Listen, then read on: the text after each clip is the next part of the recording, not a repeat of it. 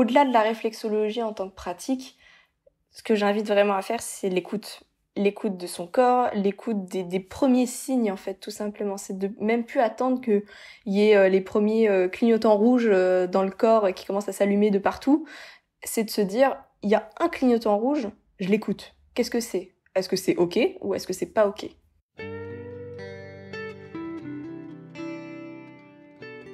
Bienvenue dans Pas de soucis, le podcast pour se libérer de l'anxiété avec Camille Thomas. Je suis Camille et avant d'être coach de santé, j'ai été une grande anxieuse. Je me suis libérée de l'anxiété le jour où j'ai compris que ce n'était pas dans ma tête.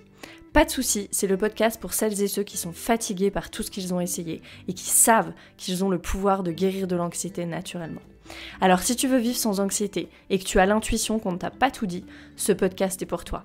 Je te retrouve tous les lundis pour explorer les pistes qui te permettront d'accéder au calme à l'intérieur de toi. Aujourd'hui dans Pas de soucis, je reçois Jeanne Brugnon, réflexologue, spécialisée dans la gestion du stress et des émotions et aussi dans la santé des femmes sur des sujets comme notamment la fertilité. Jeanne pratique à Lille dans son cabinet et aujourd'hui, elle nous explique comment la réflexologie peut soulager l'anxiété et augmenter le bien-être en général. Bonjour Jeanne, bienvenue, merci beaucoup d'avoir accepté mon invitation.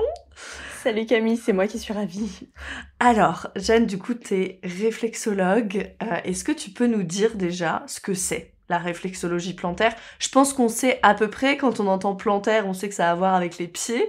Mais voilà, typiquement, toi, pour quel type de problème les personnes te consultent ? Qu'est-ce que c'est ? Alors déjà, on va reprendre le terme de réflexologie parce qu'effectivement, réflexologie plantaire, on se base sur les pieds, mais il existe différents types de réflexologie. Donc la réflexo, ça se base sur une théorie de zone réflexe que l'on a sur certaines parties du corps, donc que ce soit effectivement en plantaire sous les pieds ou en palmaire dans les mains, facial sur le visage, en crânien, en auriculaire dans les oreilles, enfin bref. Il y a différents types de réflexologie dans laquelle il y a des zones réflexes qui vont correspondre à certains organes, certains systèmes, certains points précis au niveau du corps, qui fait que quand on va aller les travailler, donc par exemple moi au niveau des pieds, je vais aller travailler des zones précises, par exemple les poumons, par exemple le plexus solaire, les intestins, de manière précise sous les pieds. Je vais aller les activer par le biais des terminaisons nerveuses que l'on a au niveau de la peau et qui va permettre d'envoyer une information nerveuse à l'organisme et qui va remonter jusqu'au cerveau. Le cerveau traite l'information comme quand on est en train de stimuler, d'étendre, accompagner cet organe ou ce système précisément à distance. Et donc le cerveau, il capte tout ça et il envoie ensuite ces informations nerveuses-là aux organes qui ont été stimulés en question. Voilà, je sais pas si c'est un petit peu plus clair. C'est beaucoup plus clair. Et du coup, ça vient d'où la réflexologie ? Parce que moi, ce que j'avais pu lire, c'est que vous travaillez aussi avec les méridiens. Est-ce que c'est lié à la médecine chinoise ou pas du tout ? Alors là encore, ça dépend des écoles, mais la réflexologie, c'est vraiment une pratique à part entière. Après, effectivement, on y rajoute la médecine chinoise, on peut y rajouter effectivement l'énergétique, enfin, il y a différentes vraiment pratiques, mais la réflexologie, c'est déjà une pratique à part entière et qui suffit déjà à elle-même. Après, effectivement, moi, de mon côté en cabinet, je travaille avec en support la médecine chinoise, donc j'ai pas fait d'école en médecine chinoise sur X années, c'est vraiment quelque chose qui vient affiner un petit peu mon accompagnement en cabinet ou à distance d'ailleurs, on verra un petit peu plus tard ce que je propose aussi à distance. Mais voilà, c'est vraiment quelque chose qui va venir parfaire, un petit peu peaufiner au niveau émotionnel, au niveau énergétique, au niveau physique, avec la MTC, du coup la médecine chinoise, la médecine traditionnelle chinoise et la réflexologie. Donc voilà. Et c'est une pratique qui date pas d'hier, c'est une pratique qui a des milliers d'années. On voit au niveau des anciens ouvrages en Orient notamment, qui datent d'il y a moins 2500 ans ou alors qui ont 5000 ans. Donc voilà, c'est vraiment une pratique qui est là depuis un petit bout de temps, que l'on a retrouvé par exemple sur des tombeaux égyptiens, dans des anciens livres, enfin voilà, bref, il y en a un petit peu partout. Et la réflexologie que l'on connaît à l'heure actuelle et que l'on pratique aujourd'hui, elle a été remise au goût du jour à partir du XXe siècle par des médecins, par du corps médical en tout cas. Et voilà. Ouais, merci, c'est très clair. Non, parce que c'est vrai qu'entre, tu vois, réflexologie, et puis en fait la réflexologie finalement on la classe un peu dans l'acupressure si j'ai bien compris. En fait tu viens stimuler des points, c'est ça? Exactement. On peut confondre, tu vois, avec l'acupuncture, par exemple. Ou l'acupuncture, on travaille avec des aiguilles, mais c'est vrai qu'on vient stimuler aussi des points. Donc j'imagine qu'il y a, de toute façon, bon, on est un corps et on a tous les mêmes grands systèmes dans le corps, donc il y a toujours du lien. Tu peux faire de la réflexologie à distance, tu disais? Ça se fait?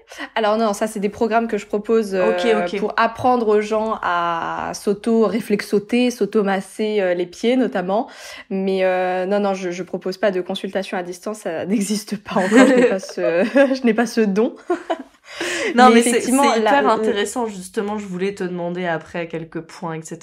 On reviendra dessus, ouais. Mais effectivement, la réflexologie et l'acupuncture, c'est pas, ça se base pas sur les mêmes choses, mais ça travaille de manière extrêmement complémentaire, justement au niveau des méridiens, au niveau des organes.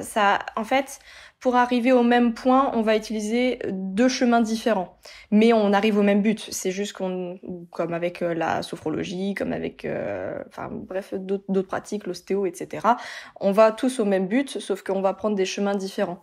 Après, c'est vrai que la réflexo et l'acupuncture, il y a quand même quelque chose d'assez similaire, assez commun en tout cas, et qui va permettre vraiment d'avoir quelque chose d'extrêmement complémentaire. Et si j'en viens du coup au sujet qui nous intéresse, qui est l'anxiété, le stress aussi, tu vois beaucoup de gens comme ça? Est-ce que c'est quelque chose que toi que t'as vécu aussi personnellement? Alors en cabinet déjà c'est la majorité, voire la quasi-totalité des personnes qui viennent me voir, il y a du stress, de l'anxiété, qu'elle soit aiguë ou chronique, mais c'est souvent par là que tout commence, que quand après on vient travailler sur des systèmes ou des pathologies ou des choses en particulier vraiment précises, et qu'on regarde un petit peu le terrain sous-jacent, un petit peu le mode de vie, un petit peu l'état d'esprit aussi de la personne et comment est-ce qu'elle vient réagir aussi face à ces choses extérieures qui viennent un petit peu la perturber. On se rend compte qu'il y a du stress et que ça crée un terrain soit inflammatoire, soit quelque chose en tout cas qui va pas forcément aider à ce que les rhumes, les machins, les trucs, ils passent tranquillement, ou les troubles digestifs, ça passe en 10 minutes. Non, c'est des choses qui vont être chroniques et qui vont rester vraiment dans le temps. Donc c'est pour ça que c'est intéressant d'aller déjà travailler sur l'état d'esprit de la personne et surtout de comment est-ce qu'elle se sent au niveau de son stress, au niveau de son bien-être intérieur, quoi. Ouais, ça, je trouve que c'est ça qui est très intéressant avec les médecines orientales de façon générale. Moi, à chaque fois que je suis allée, quand j'étais en Inde, j'étais allée voir une médecin en Ayurveda en espérant qu'elle me dise ce qu'il fallait manger pour l'eczéma. On a fini par travailler sur mon anxiété.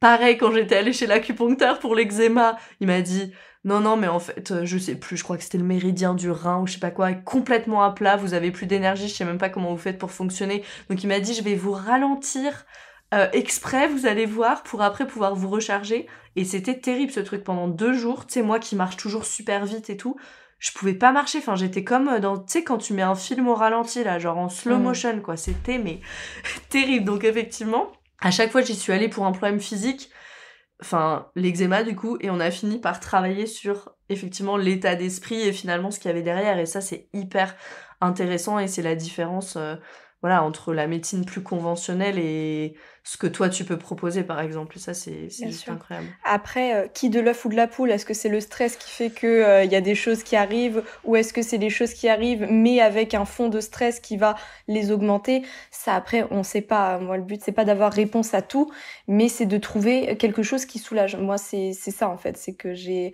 appris à lâcher prise sur les milliers de questions que l'on a et que l'on n'a pas forcément toutes les réponses servies sur un plateau, mais qu'à un moment, c'est comme ça. Mais le but, c'est de trouver quelque chose qui soulage, quelque chose pour aller vers l'avant et pas forcément que des réponses à toutes les questions parce que parfois ça n'existe tout simplement pas et il y a des choses qui ne s'expliquent pas ou peut-être plus tard ou enfin.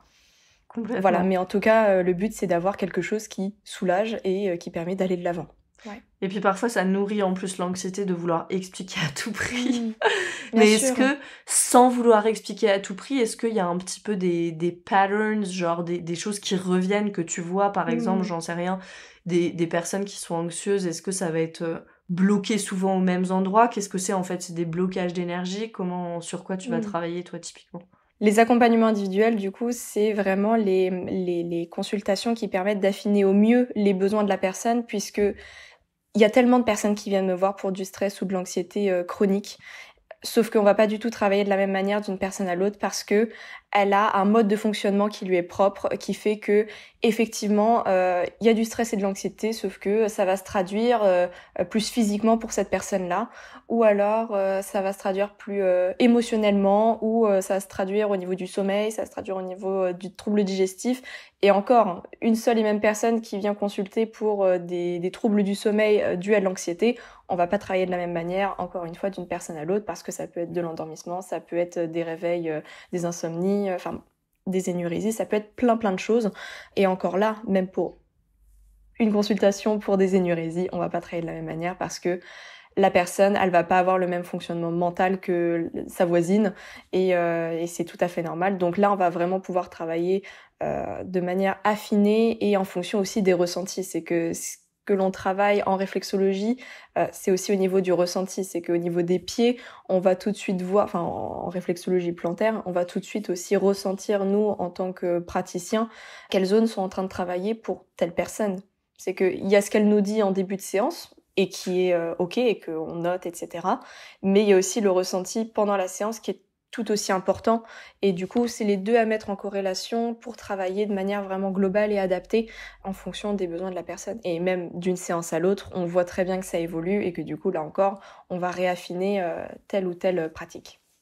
Et donc, comment ça marche? Tu stimules un point jusqu'à ce qu'il se relâche ou comment ça se passe? Je me souviens que moi, j'avais une amie qui était naturopathe et qui avait fait un peu de réflexo. Alors, je crois que c'était pas son truc principal, mais et elle me disait tout le temps, ah tiens, là, t'as mal, parce qu'il y avait plein de points où j'avais mal dans les pieds. Ouais. Ah, il y a quelque chose là. Genre, il y a de la douleur, donc ça veut dire qu'il y a quelque chose. Et je me souviens qu'elle restait appuyée, comme après, jusqu'à ce que le point il se relâche de lui-même. Est-ce que c'est ça? Le principe, alors, un petit peu. Effectivement, moi de toute façon je suis très partisane et mes consultants le savent très bien, c'est que quand je leur dis il y a des tensions, on s'en fout de savoir où est-ce que vous êtes sur telle zone ou telle zone, on s'en fiche. À partir du moment où il y a de la tension, c'est qu'il y a besoin d'aller travailler dessus. C'est qu'effectivement, il y a de la tension, il y a de la congestion, c'est peut-être des choses à aller éliminer au niveau organique, au niveau émotionnel. Bref, le but c'est vraiment d'aller décongestionner, inviter le corps à aller éliminer par lui-même, par les fonctions naturelles, par les émonctoires notamment. Donc les émonctoires, pour rappel, c'est les organes qui ont pour rôle d'éliminer naturellement les toxines, les tensions au niveau du corps. Donc le foie, les poumons, les intestins, les reins, la peau, bref. Donc tout ça, on va aller le stimuler en réflexologie pour que le corps, par lui-même, il fasse le boulot. Il sait faire. C'est simplement que quand effectivement il y a du stress, il y a des événements extérieurs qui font que ça va bloquer, ça va inhiber un petit peu ces récepteurs-là, le but de la réflexologie, c'est vraiment de remontrer au corps le bon fonctionnement, entre guillemets. Même s'il le sait, c'est vraiment un coup de pouce. C'est lui donner la main et dire « Allez, on y va ensemble, tout va très bien se passer, tu sais faire, regarde. » Voilà, c'est vraiment bête comme chou, mais c'est tellement plus facile en le disant. Et donc ça arrive qu'il y ait des personnes, par exemple, qui relâchent et tout d'un coup t'appuies sur un point et on va pleurer ou ce genre de choses. Ouais, ça arrive en séance, donc c'est bien, mais c'est vrai que ces personnes-là, souvent, elles ont pas l'habitude parce que quand ça relâche comme ça, c'est que souvent il y a quand même pas l'habitude derrière de relâcher émotionnellement, ou même au niveau physique, on sent qu'on a plus froid, qu'on est plus fatigué. Déjà au fur et à mesure de la séance, on voit les différents steps par lesquels on passe.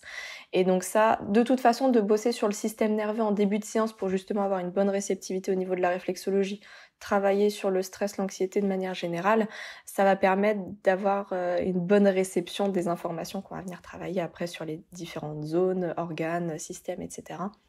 Donc effectivement, on peut le voir à partir, je pense qu'à partir de 20 minutes de séance, le corps déjà, le mental déjà, il se relâche bien et le corps il suit aussi par lui-même et c'est ça qui fait que c'est flagrant, quoi. Moi, je suis une grande fan du système nerveux. Du coup, c'est quoi les points un peu du système nerveux? Est-ce qu'il y a des points spécifiques ou est-ce que... Ouais, on va pouvoir travailler déjà au niveau de la zone réflexe de la colonne vertébrale, où oui, effectivement, il y a la structure squelettique, mais on aura aussi la moelle épinière, donc ça va vraiment permettre déjà d'aller calmer un petit peu tout ce système-là. On va travailler sur le mental, on va travailler au niveau du nerf vague, enfin, il y a vraiment plein de choses qu'on peut venir travailler en réflexologie et encore une fois, adapter en fonction de la personne. Souvent au niveau de la colonne vertébrale, il y a quand même beaucoup de nœuds, il y a quand même beaucoup de choses à aller travailler. Donc, ceux que j'ai déjà reçus en réflexologie ou ceux qui ont déjà fait de la réflexologie connaissent un petit peu ce point-là parce que souvent, il y a de la tension. Donc, on a vraiment tous nos organes dans les pieds, en fait. Ouais, tout à fait. Ouais, je vous invite vraiment à regarder sur Internet un petit peu la cartographie des zones réflexes, par exemple, ou cartographie réflexologie. C'est assez émerveillant, quoi. Enfin, tout simplement, c'est assez incroyable de voir tout ça. Ouais. Je sais que tu intègres les huiles essentielles dans ta pratique. C'est hyper intéressant, ça. Est-ce que tu peux nous en parler un peu et peut-être nous parler de peut-être quelle huile pour quel système? Moi, je trouve ça très intéressant de parler en système nerveux, en système digestif, en système immunitaire, en système hormonal, plutôt que mon intestin, mon côlon, mon intestin grêle, parce que ça, on sait pas trop ce que ça veut dire. Et puis, dans notre médecine conventionnelle, on diagnostique toujours des organes sans se demander, ok, en fait, et sans considérer le fait que c'est tout le système qui est affecté. Si, j'en sais rien, moi, j'ai le syndrome de l'intestin irritable, c'est tout mon système digestif finalement qui est affecté. Ouais, et c'est vrai que pendant les consultations, en fait, j'explique tout ce que je fais. J'explique pourquoi je travaille sur tel organe, pourquoi avec un autre organe est-ce que je les travaille ensemble. C'est vraiment pour remettre du sens et surtout, effectivement, de l'autonomie dans la compréhension aussi du corps chez la personne. Et donc ça, je l'intègre aussi dans les huiles essentielles où j'explique les bienfaits de telle huile essentielle par rapport à tel organe ou tel système parce que ça a du sens, parce que ça travaille ainsi, comme ça, etc. Et je trouve que c'est vraiment important effectivement de redonner un petit peu ce pouvoir à chaque personne parce que si elle sort de cette séance-là en sachant ce qu'on a pu travailler, ben le corps en fait il est tellement plus réceptif et ça c'est exceptionnel. Je vois très bien au début de ma pratique quand j'ai commencé où je le faisais pas nécessairement et en fait je me suis dit mais moi ma propre expérience client ou patient comment je voudrais qu'elle se passe mais en fait moi je sors d'un rendez-vous, j'ai besoin de savoir ce qu'on a travaillé, j'ai besoin de savoir ce qui va se passer dans mon corps, j'ai besoin de savoir comment est-ce qu'il va réagir et ça c'est vraiment ce que j'ai mis au cœur maintenant de mon accompagnement et qui est primordial pour moi selon moi. Donc effectivement, les huiles essentielles, je les travaille en fonction des organes. Donc effectivement, quand il y a besoin de travailler un point en particulier, je travaille comme ça. Au niveau des systèmes, ça après, je le fais au cas par cas, effectivement. Si je sens que au niveau de notre entretien de début de séance, je me dis « Ah oui, ça pourrait être pas mal de travailler ça » et qu'au final, quand je suis sur les pieds, je me rends compte que non, en fait, c'est un point en particulier qu'il faudrait travailler. Je vais travailler avec l'huile essentielle, par exemple, ou pas hein, d'ailleurs, mais avec quelque chose de vraiment précis à ce niveau-là. Tu peux nous donner des exemples précis d'huile, par exemple, typiquement pour quelqu'un qui est anxieux? Ouais, au niveau du stress. Tout ce qui va être, par exemple, surcharge émotionnelle quand on est vraiment sur le mental, je vais privilégier, par exemple, de la bergamote. Ça peut vraiment être bien. Ou de la lavande. Ou chez doTERRA, le mélange Serenity aussi, qui est exceptionnel. Après, au niveau de tout ce qui va être à l'instant T, quand il y a des crises d'angoisse, quand il y a des choses qui là se passent tout de suite maintenant et qui sont pas forcément chroniques, là je vais beaucoup plus privilégier Ylang Ylang par exemple, ou encore une fois la synergie chez doTERRA Peace, où là vraiment il y aura quelque chose de qui va permettre de focus et de souffler maintenant tout de suite. Et après, moi ce que je conseille aux gens, c'est aussi de faire à l'instant T. Soit c'est de manière chronique, et là je propose par exemple des automassages sur des points précis ou des systèmes précis à aller travailler à la maison pour vraiment affiner ce qu'on a déjà pu travailler en consultation pour que sur la longueur ça puisse travailler, parce que en one shot c'est bien, on pourra se revoir et du coup travailler de manière globale et sur du long terme, mais forcément si entre deux séances on agrémente avec des automassages avec possiblement des huiles à aller coupler, en fait le corps il va continuer d'être stimulé à petite échelle mais au quotidien, ce qui va permettre de faire des petits checkpoints tous les jours et de se dire ok je continue de soutenir mon corps et le corps il continue de réceptionner des informations qui vont dans le bon sens. Donc c'est vraiment comme au début, je sais pas, quand on apprend la gymnastique, on met des tapis au sol, voilà, pour si on tombe, et on sait qu'on va tomber de toute façon, que le corps, voilà, quand il perd le mécanisme, bah, il sait qu'il va rechuter. Donc le but, c'est de effectivement aller le soutenir de la manière la plus globale et propice possible. J'avais une question précisément justement sur la fatigue chronique, parce que quand on est anxieuse, on se sent tellement vite drainé, tu vois, c'est un petit peu comme toutes les personnes qui ont des maladies chroniques d'ailleurs, c'est un peu la métaphore de la batterie du téléphone. Une personne qui a pas de maladie chronique, elle va se réveiller le matin, elle va être en vert. La personne qui a une maladie chronique, elle est déjà en orange en fait. Et quand on est anxieuse, c'est vraiment ça qu'on peut ressentir. Et je me souviens que j'avais une cliente en coaching qui me disait « Oh, je suis épuisée », qui avait beaucoup d'asthme, d'eczéma et tout, et qui me disait qu'elle allait chez une réflexologue pour toutes les semaines qu'elle la rebooste en énergie. Et je me disais « Mais je sais pas, ça me paraît quand même hyper bizarre ce truc, parce que je me dis en fait elle la rebooste en énergie mais hyper artificiellement, tu vois, comme pour qu'elle puisse fonctionner et qu'en gros ça, elle ait pas besoin de se reposer. » Je lui disais non mais il faut que tu te reposes en fait, c'est bien d'aller chez la réflexologue pour qu'elle te rebooste genre ton corps à chaque fois, mais ton corps il faut qu'il puisse récupérer aussi. Donc voilà, comment tu deals toi un peu avec cette question de la fatigue chronique, parce qu'il y a de plus en plus de personnes qui ont de la fatigue chronique aussi aujourd'hui. Ouais. Le but, c'est de laisser le temps et l'espace au corps de faire par lui-même. C'est qu'effectivement, ce que je disais juste avant, le fait de justement aller soutenir peut-être au quotidien entre 2 séances, etc. Ça, c'est ce que je préconise surtout au début, quand c'est le début du travail et qu'on est en train d'amener quelque chose de nouveau à l'organisme. Le but, c'est pas de lui dire ah bah c'est bon, on se revoit dans 6 mois. Enfin là, pour le coup, après, il est tout perdu. Donc le but, c'est vraiment d'aller travailler peut-être de manière un peu plus focus au début. Et après, le but de toute façon, que ce soit en réflexologie ou en n'importe quelle autre pratique, c'est quand même que le corps il retrouve une forme d'autonomie. Le but, c'est pas qu'il soit toujours en... Enfin, il n'a pas besoin d'une canne tout le temps pour pouvoir fonctionner. Voilà, c'est vraiment de la rééducation entre grands guillemets où on réapprend au corps, on réapprend aux organes, au système de retravailler. Donc effectivement, c'est pertinent, pourquoi pas au début, de se voir de manière régulière pour que le corps, effectivement, il reçoive un max d'informations. Mais personnellement, c'est pas ce que je propose et je trouve pas ça pertinent. Moi, le but, c'est plus rapidement on arrive à espacer les séances, mieux c'est. Et mieux ça montre aussi que la pratique, elle est efficace sur les personnes. Après, tout le monde n'est pas réceptif de la même manière à chaque pratique. C'est qu'il y a des personnes, elles vont tester la réflexo, elles vont se dire ouais, bon, c'est bien sur le moment, mais ça va pas rester sur la longueur. C'est peut-être pas fait pour moi. Et je leur dis, c'est peut-être pas fait pour vous, et c'est pas grave. Moi, je les tourne vers la sophro, je les tourne vers l'ostéo, je les tourne vers le reiki. Enfin bref, il y a tellement d'autres pratiques. Encore une fois, on va vers la même direction, mais il y a plein de chemins différents à les prendre. C'est à chaque personne aussi de trouver le chemin qu'elle veut prendre. Moi, je veux pas que tout le monde fasse de la réflexo. C'est pas le but. C'est les personnes qui sont réceptives à la réflexo, qu'elles fassent de la réflexo. Si elles le sont pas, c'est pas grave. Moi, je redirige et j'ai vraiment à cœur de cette complémentarité et de s'écouter, d'écouter son corps, ses besoins. C'est que il y a des personnes qui viennent me voir simplement parce qu'elles aiment la réflexo et c'est ok. Et il y en a d'autres qui sont hyper réceptives et qui pensaient pas du tout se faire masser les pieds parce qu'elles aimaient pas forcément et que pourtant c'est extrêmement efficace. Donc c'est vraiment tout à chacun de trouver, j'ai envie de dire, midi à sa porte, quoi.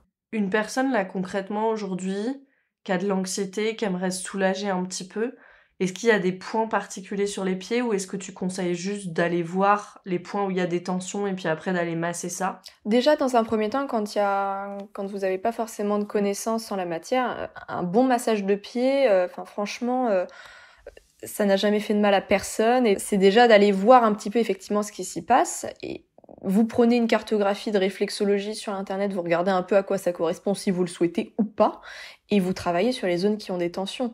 Ou alors, vous allez voir quelqu'un qui pratique dans votre ville, qui fait de la réflexologie, qui a de bons avis, c'est encore mieux forcément, mais vous allez voir quelqu'un ou vous trouvez des programmes en ligne. D'ailleurs, j'ai un programme en ligne par rapport au stress et à l'anxiété chronique, où je propose des automassages en fonction de différents thèmes précis. Donc voilà, ça c'est également possible. Il y a tellement d'outils maintenant qui permettent d'arriver à son but que effectivement même avec une seule pratique avec la réflexologie, on peut faire par soi-même, on peut aller voir quelqu'un et on peut apprendre avec quelqu'un mais faire par soi-même, voilà, donc avec les automassages notamment. tout est possible, il y a plein de choses à faire, mais après c'est à vous de voir est-ce que ça vous correspond tout simplement. On mettra le lien de ton programme en ligne dans les show notes de l'épisode si vous voulez le retrouver, celui pour le stress et l'anxiété.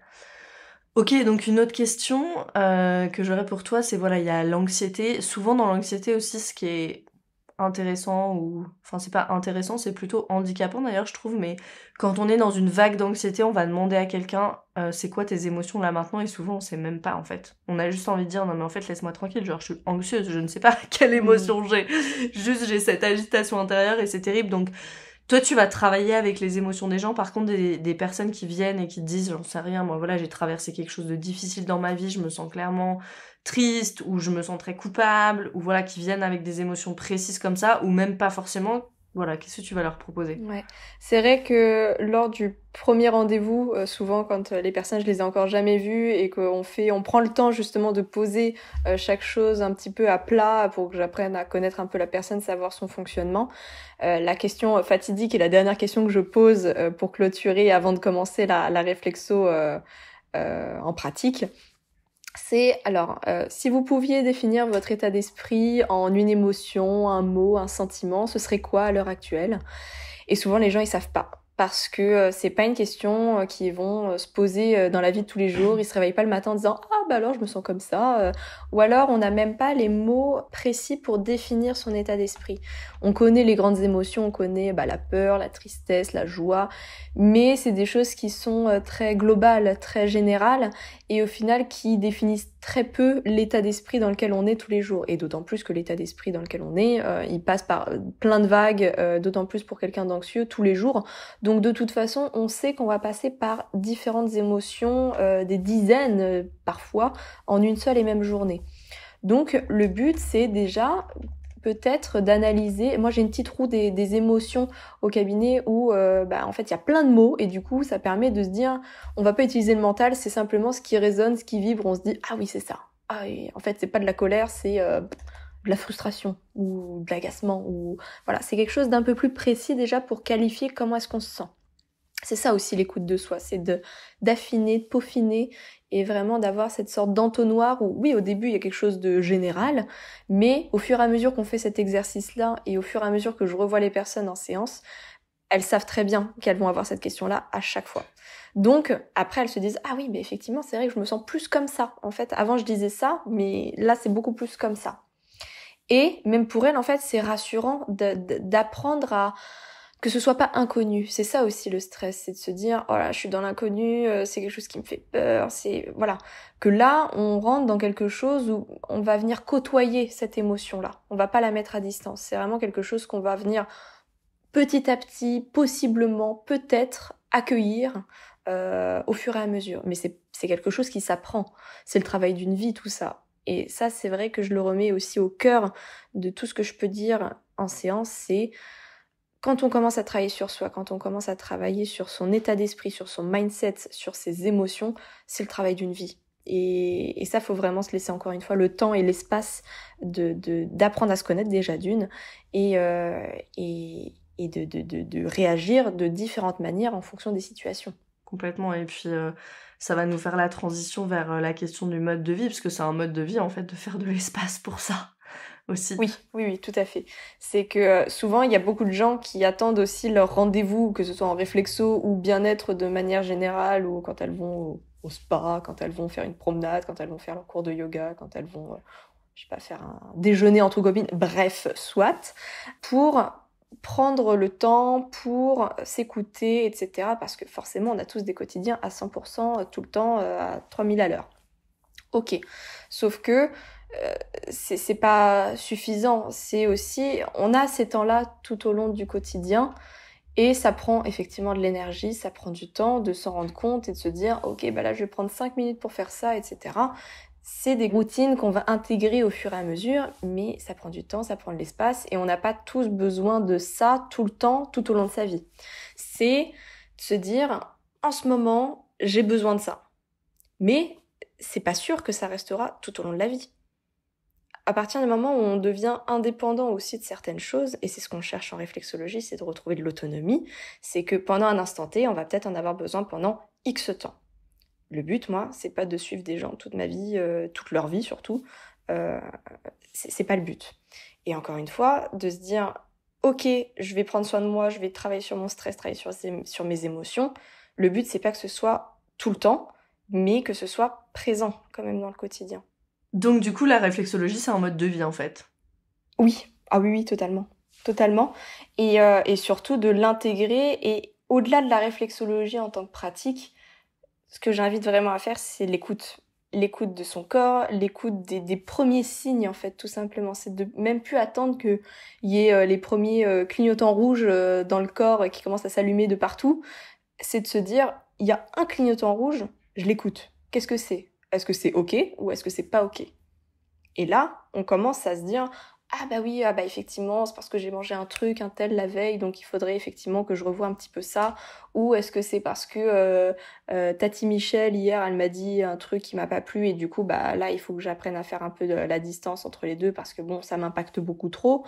Ou alors, est-ce que c'est parce que dans 2 semaines, j'ai un examen et que ça me stresse et qu'il va falloir que je mette des choses en place pour moi me rassurer. Et le but, c'est pas qu'il y ait plus du tout de stress, c'est que le gros du stress, il soit quand même focalisé ailleurs, il soit un petit peu éparpillé. Et pas qu'il y ait cette grosse boule de stress qui soit juste devant le visage et qu'on se dise « Oh là là, mais je vois plus rien ». Si, il y a plein d'autres choses, on se décale juste un petit peu à droite ou juste un petit peu à gauche et on prend son bon sac à dos, on prend des réserves, on prend des choses qui nous font plaisir, des choses qui nous nourrissent et on va de l'avant. Mais encore une fois, c'est très facile à dire et c'est le travail d'une vie à faire. Ouais, surtout dans un quotidien effréné comme on peut tous et toutes avoir aujourd'hui. Est-ce que tu aurais, pour terminer, peut-être une ressource à partager pour les personnes qui veulent en savoir plus sur la réflexologie, peut-être soit un podcast que tu aimes bien, un livre? Alors, là, je vais parler un petit peu de mon histoire, de ce qui a pu faire écho. J'ai été une grande stressée chronique depuis que je suis petite, et j'ai fait la rencontre de la réflexologie un petit peu par hasard parce que j'étais très stressée. Et une fois, on m'a dit « Ah, mais ce serait bien que tu ailles voir une réflexo ». Je me dis « Qu'est-ce que c'est que ce machin-là ? Qu'est-ce qu'elle va me faire ?» Et finalement, en fait, je suis tombée amoureuse de cette pratique, et c'est grâce à elle maintenant que je ne suis plus dans cette spirale d'anxiété chronique. J'ai de l'anxiété, j'ai du stress comme tout le monde, et heureusement, parce que ça reste quelque chose de physiologique, ça reste quelque chose de normal dans le corps également. Il y a vraiment ce shame un petit peu de stress, alors qu'il est nécessaire pour le bon fonctionnement du corps et de notre état d'esprit de manière générale. Mais le but, c'est d'apprendre à se connaître et d'en faire une force. Donc effectivement, moi, la réflexologie, c'est quelque chose qui a changé ma vie, et c'est aussi le moment où j'ai découvert un petit peu le développement personnel. C'est le moment où j'ai découvert aussi un petit peu la spiritualité dans les grandes lignes. Et du coup, moi, je vais vous partager ma lecture coup de cœur depuis le début de toute cette aventure de ma nouvelle vie, parce que c'est vraiment, ça a été une renaissance de ma nouvelle vie, de mon auteur préféré qui s'appelle Frédéric Lenoir et qui a écrit L'âme du monde, donc l'âme du monde, et qui a changé ma vie, autant dans cette lecture qui a enrichi un nouveau quotidien, et par rapport à cette pratique de la réflexologie qui a également changé toute ma vie personnelle et professionnelle. Voilà, donc que je vous invite à les lire et je vous souhaite autant de changements dans votre vie que ça a pu me procurer. Et de pratiquer la réflexologie également. Si vous êtes pas de Lille, eh bien je vous conseille de trouver quelqu'un dans votre région. Si vous êtes de Lille, je serai ravie de vous recevoir en cabinet. Et sinon, vous retrouverez du coup mon programme en ligne avec 8 vidéos initiatiques pour apprendre à se réflexoter, comme je dis, autour de l'anxiété et du stress en fonction de certaines choses, de certains thèmes en particulier, que ce soit le sommeil ou la surcharge émotionnelle, etc., la prise de parole. Super, merci beaucoup Jeanne, merci pour ta présence dans cet épisode, merci pour toutes ces informations qui, je suis sûre, en aideront plus d'un et plus d'une. Tout à fait. Merci Camille. Merci, à très vite.